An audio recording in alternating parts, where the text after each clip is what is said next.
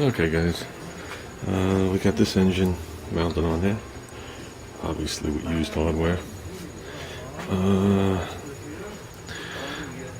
Pretty close, I think we should be good there. I went as far that way as I could.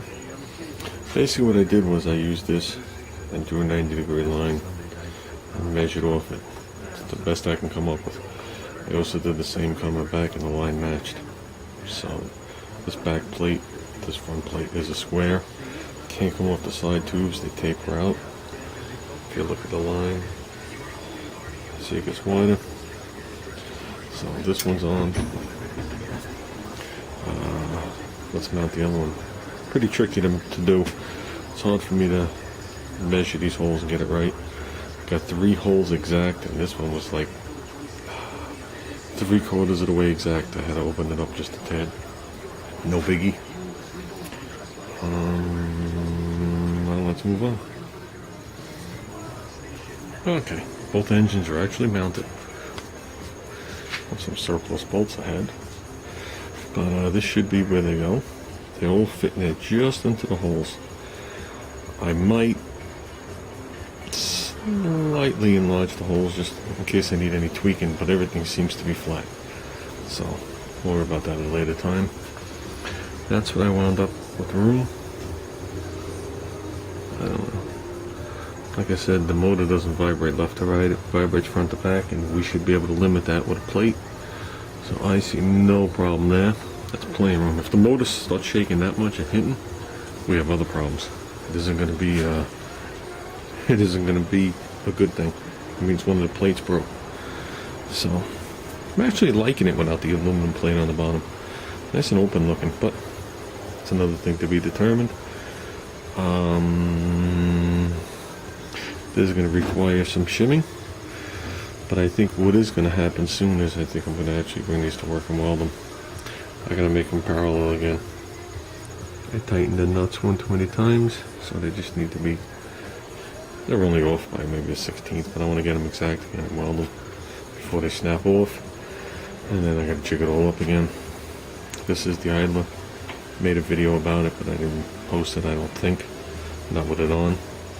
This is just a nut I had actually floating here. The one I use will be shorter, but I am going to take the nut and tack it to the back. So I can just use the bolt in and out, take the gear off. Oops, these will be slotted, so this will be my chain adjustment.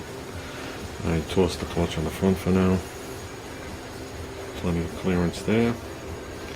I would like to make up this plate and be done with it, so then the motors are where they are. I use these as a guide. Okay, I measured from here to this line on all of them, and that's what I went with. And as you know, the plates are crooked. We went through that already. The plates on the engine. So when you look at these, they taper like that. Not as drastic in the front, because you got to add 2 of them together. My drain plug does clear the way I have it set up. So that's what you're looking at, guys. Hopefully the intakes are still in line. Yeah, they're close enough. Close enough. So with that, I could actually cut those top tubes if I wanted and do the with the carburetor mounts. But there's just something telling me to wait on that.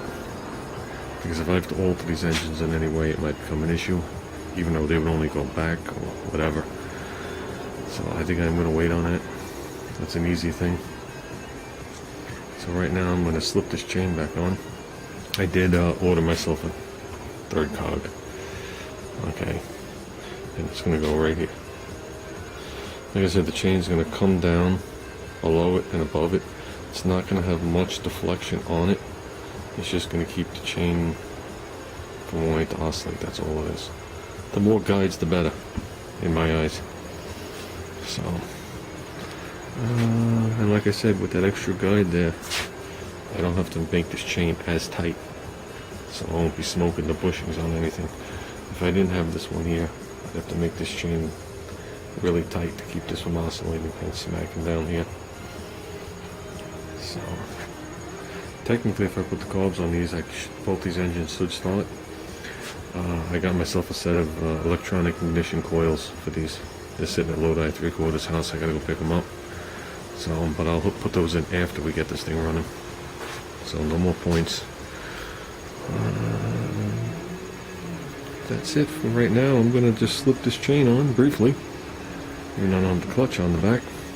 And right now I'm leaving it on the front. I've been marking it up with the back, but I'm gonna start marking it up in the front. So, and I just do one washer, and it looks pretty close. Looks like the tension might be in a tad. So we'll be making custom shims for that. Something a little more appealing to the eye. This is too wide, it sticks out. So first we mark it up, then we make it look nice.